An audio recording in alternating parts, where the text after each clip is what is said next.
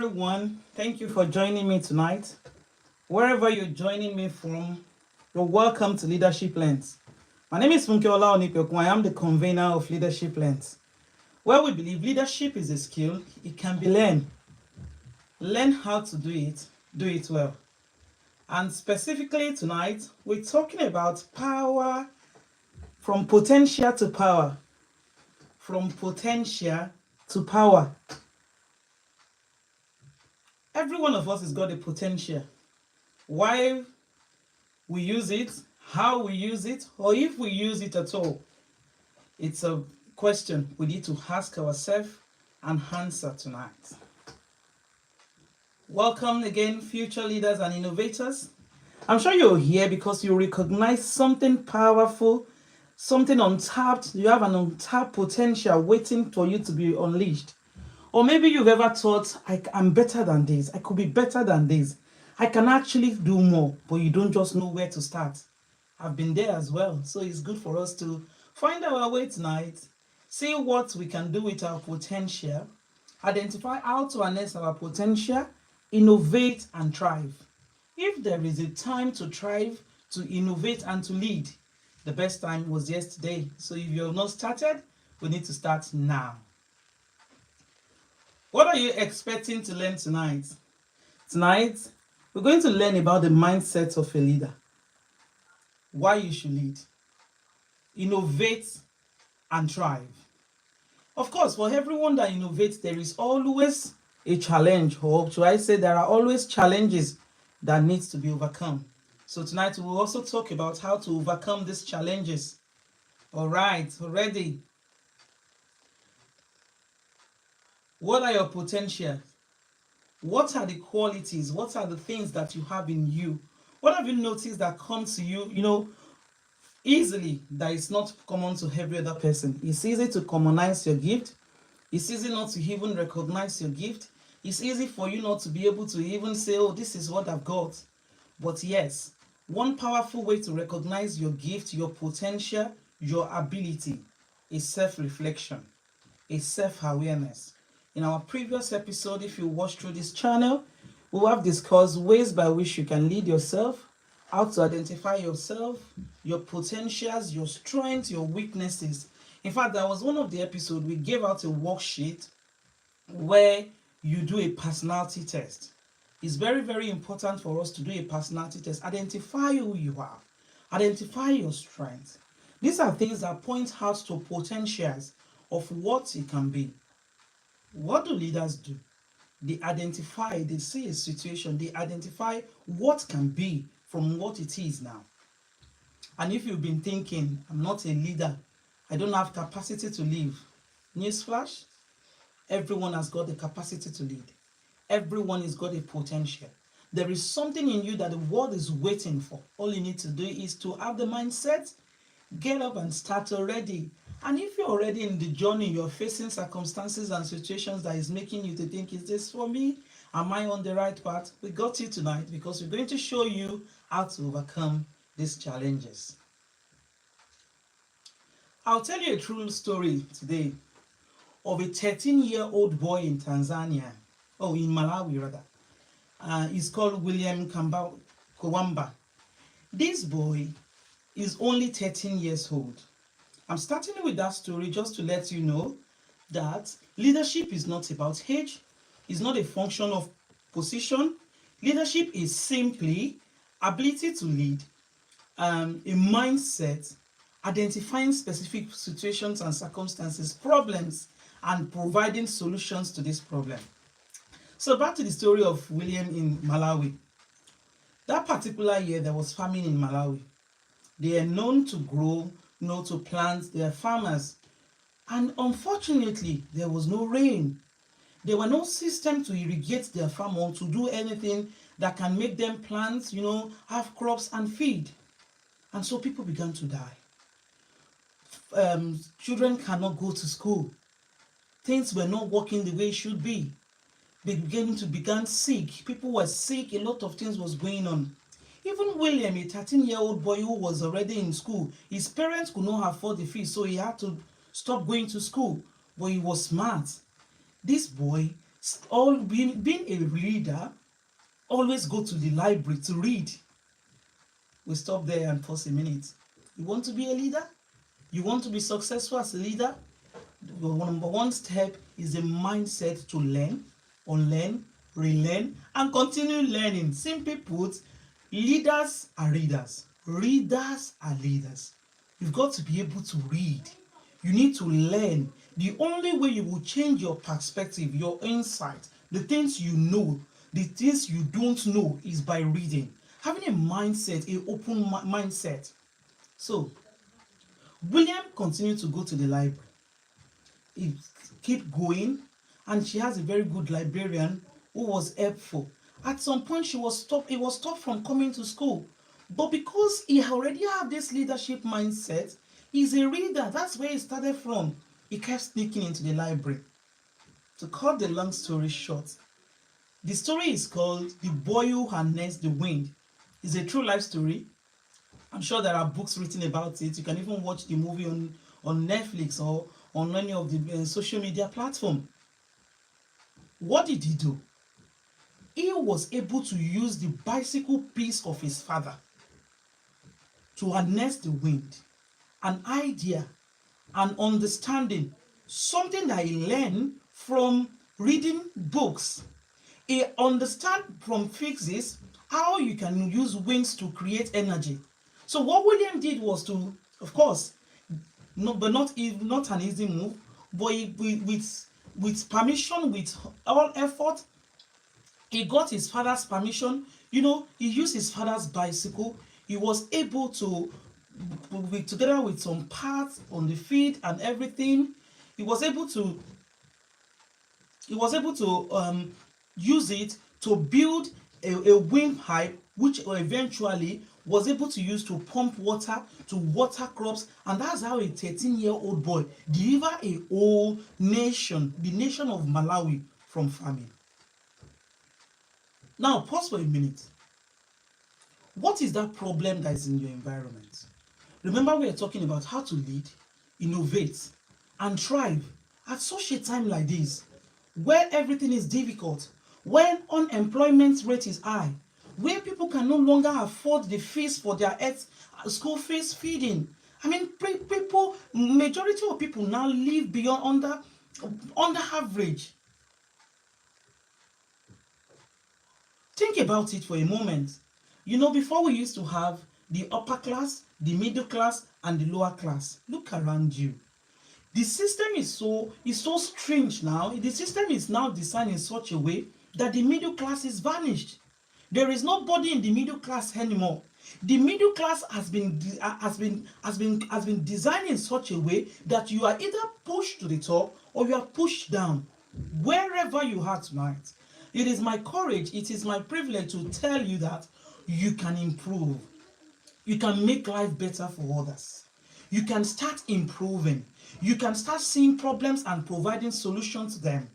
And I'm going to show you how. The first thing you need to do is to have the mindset of a leader. Rather than having it in mind to be an authoritative person. Leadership is influence. Your ability to see problem and provide solutions to it. There are problems around you, I assure you. All you need to do is look around and identify one or two problems that you can solve. Number 2, innovation. Innovation elevates. It solves problems. Imagine the impact you could have by solving just one problem. Like the story of William we're talking about. A 13-year-old boy. He's not even an adult. He doesn't have any political power. He doesn't even have any financial means. But he thought, he had an idea from what he has learned, from what he has read, from the physics understanding. He has understood that something can be done to generate power, to pump water, to water their farms, so that people start dying of hunger, so that the famine can stop, so that people can sell and have money, for daily things. Maybe he can even go back to school if his parents were able to pay his school fees. Innovate. What is that problem that you can see around you? Identify problems. What frustrates people? What is it that you have noticed that people struggle with? Then you think creatively. There's a thinking called design thinking that starts with empathy.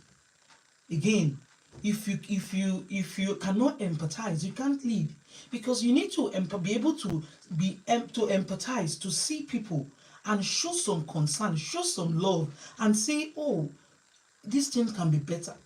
Life does not really need to be as hard as this. That's empathy. And you define the problem. Once you are able to say, oh, this is the problem of the people, then we now start finding the solution to it.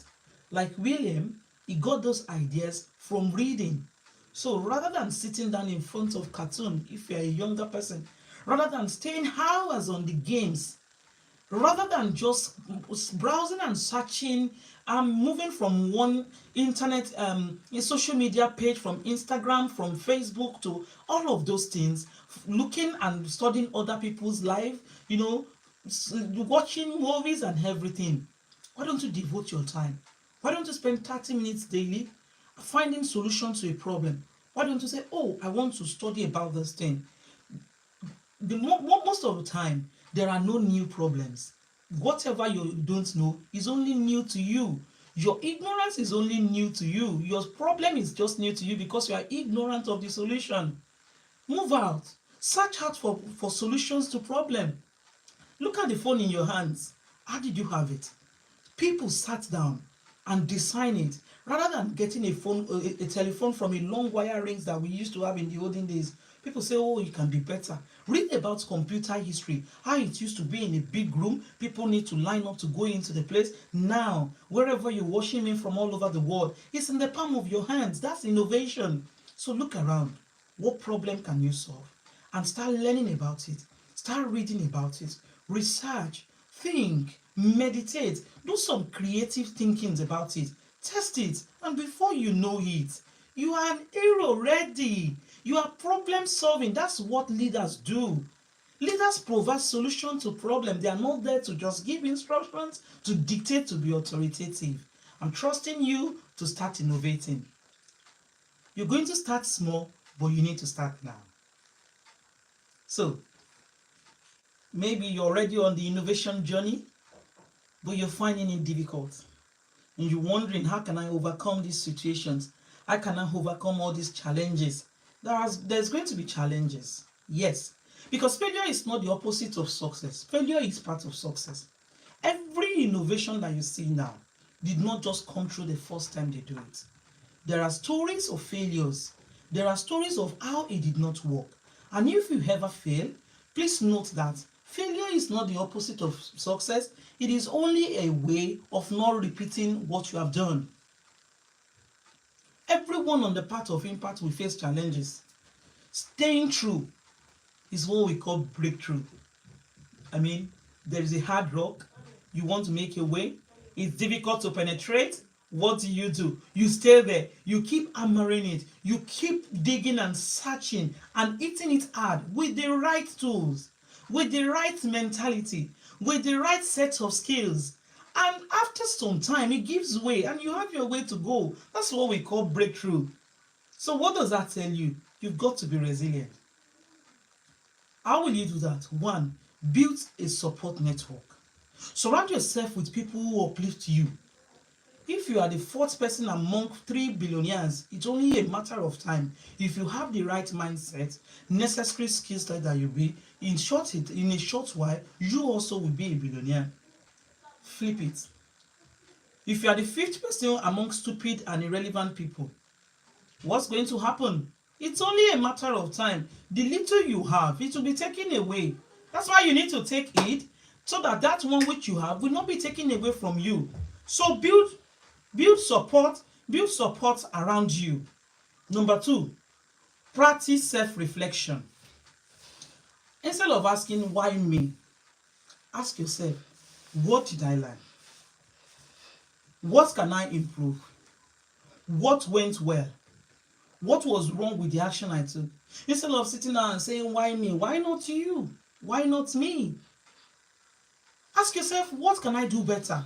Okay, so now what has happened? So what? So what's next? So what next can I do? Practice reflection. Practice journaling. Learn to pour out your mind. Learn to express yourself. Some of the time, we're stuck because we have things on our head, bothering our mind, but we don't have the right words to express them. So don't be there. What will you do? Pour out your mind. Pour it on a paper. There's something we call brain pour out. Pour it out. Empty your brain. Empty your what your thoughts, your body. I think it's called brain dumping. Yes, brain dumping. Dump it away from your brain. You see, dump it. The more you continue to dump it, you continue to bring it out. It gives you clarity. It gives you space to see what you can do better and how you can improve. Then celebrate small wins to stay motivated. It's a journey. It's a journey. So you need to celebrate small wins. Rather than seeing obstacles all the time, look around and tell yourself, I read 2 chapters last week. That's a good way to start. Rather than saying, oh, I could not even read, I cannot finish the book, celebrate the 2 chapters that you read. And when I mean celebrate, I don't mean party. I just mean hug yourself. Encourage yourself. Smile to yourself and say, I'm on the journey. It's getting better by the day. And stay motivated. Are you ready to take action? Are you ready to lead? Can you see around and see that people are suffering? Can you look around and see that people can benefit from the potential that you have in you? How will you start? What will you do? The first thing to do is to look around and start volunteering. Look around in your community now. Volunteer. Environmental sanitation. Call 1 or 2 people together. Empty that clogged water space in your street. Volunteer. In school or at work this week, support initiatives for projects. Don't wait until you are called. Volunteer, because the more you volunteer, the more you learn, the more closer you get to people and you identify the real problem. Because sometimes we assume what you think is a problem is not the problem until you have come closer to people and interact.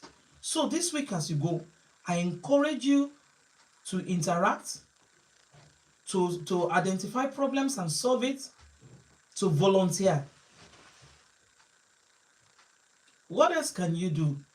Think, read, learn leadership skills. And this is why I'm encouraging you, if you have not, to join Leadership Lens on Facebook. Follow us on Facebook, where we learn leadership skills, leadership codes going out every morning, practical skills, examples of people who started small and have grown into success. The next success story is yours. So I say, please, if you find this useful, share it with somebody who needs to be here.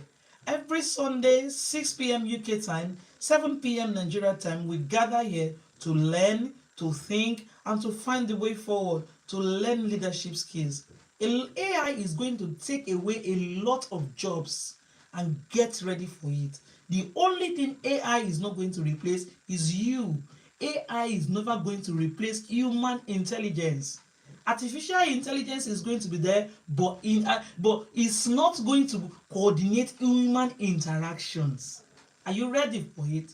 Are you prepared to take your family, yourself, your community, and your nation a step further into the world of solution?